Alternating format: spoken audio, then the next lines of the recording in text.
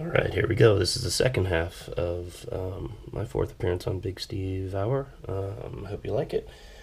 Hit those thumbs up, do a little subscription, and click one of the links at the end, and you can rewatch the first part because it'll be connected to this.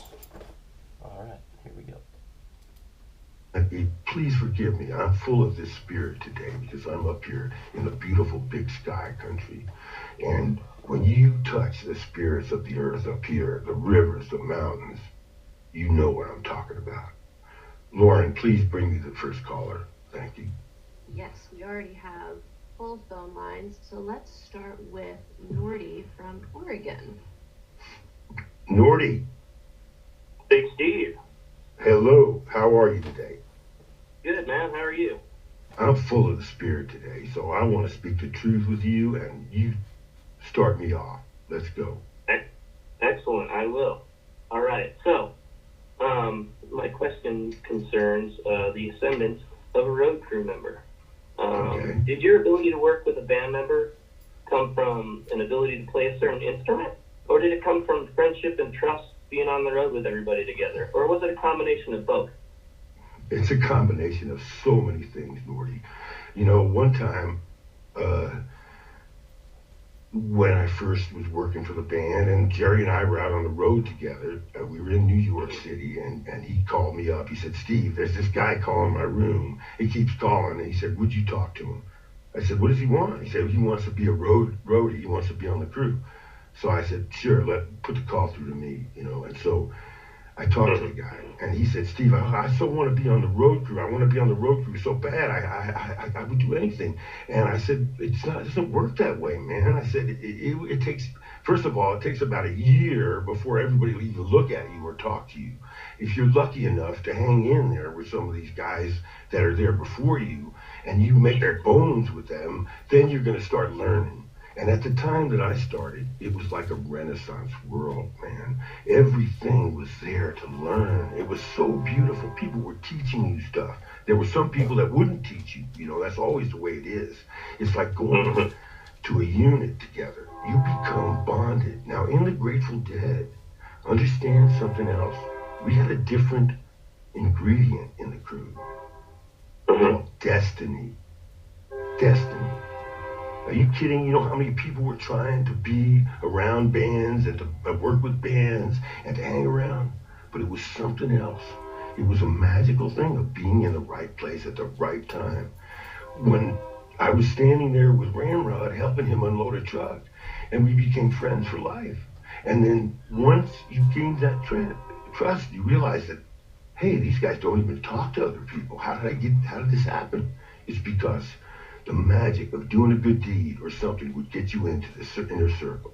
Once you got in there, if you were smart enough to learn how to, I used to call it, like the old sailors would say, I need my sea legs, right? Well, I called it getting your stage feet. You had to learn everywhere. Where do you walk? What do you touch? What do you talk to? Who's this guy? Who's that guy? It was insane. But the strength of human being, the inner strength, worked for the Grateful Dead. And you also had to roll with the punches. You had to take it. You had to take a hazing. You had to be ready to be there day and night and give up everything else in your life. You see, then, if you had the skills, now, I was lucky too. My dad taught me how to use every tool. He felt that you weren't a man unless you knew how to use every tool. And so we had to use all those skills. You had to learn how to use electrical stuff. You had to learn woodworking. You had to learn how to set up a stage, how to do all these things that you only dreamt about in your life. PAs, everything was opening up to us. But you had good teachers around and guys that cared and understood the common goal that we were all going for. And so this guy calls me that day and he says to me, I want to be on the crew. And he's asking, and he started crying on the phone. And I told him, I said, man, I don't know, but if there was a test, I think you might have just failed it. I said, because if if this phone call and me telling you how it is enough to get you tears, forget about it. And he, that's a little I just kind of, I mean, because if you showed tears to some of the people, you would have got crushed. Trust me, man. I mean, they understood and their soul was there all the time and they knew. but you know, it's like a combat unit. I always described it like the old movies we watched of the Second World War, and always in a tank or in a plane or in a foxhole, there was somebody from every nationality, and they were pulling together. And that was how it was on the Grateful Dead crew, except throw LSD in there. And then we're having hallucinations of being together throughout time. And the drugs made it even stronger, and you bonded with each other. You see, most of the guys on the crew were from the country.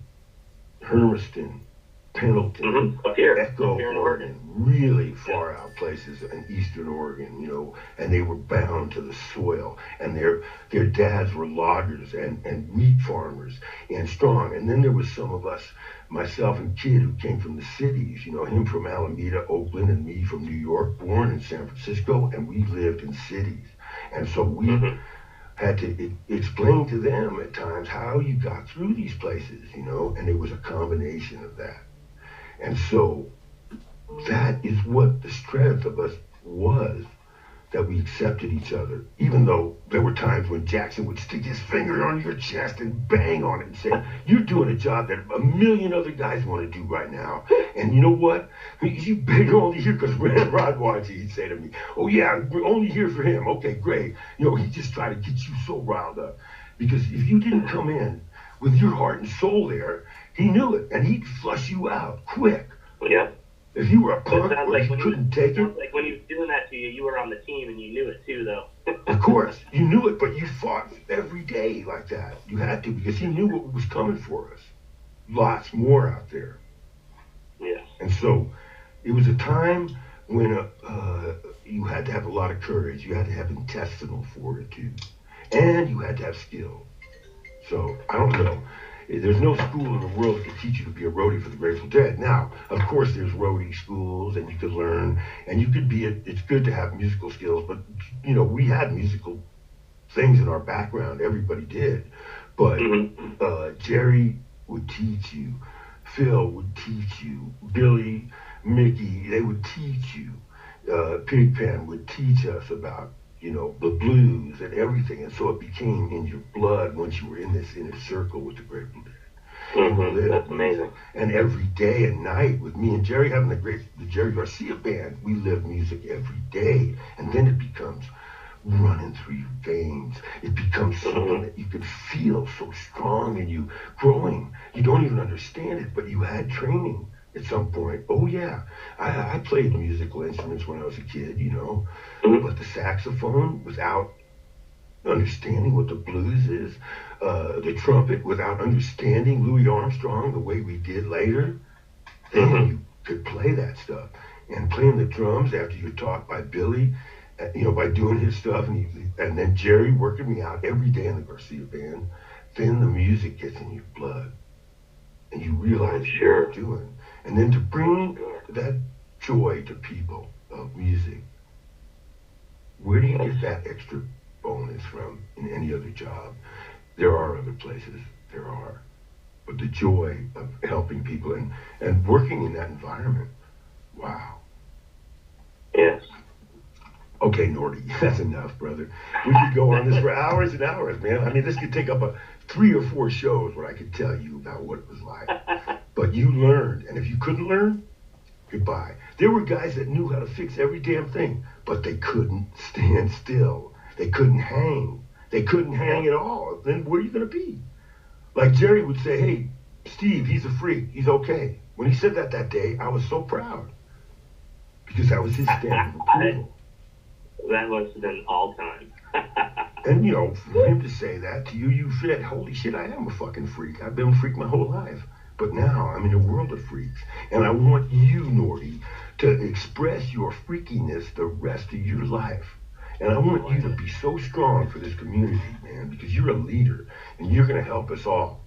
And we've got to join what we've got now. I can tell by your voice, you've got a lot to learn here and see.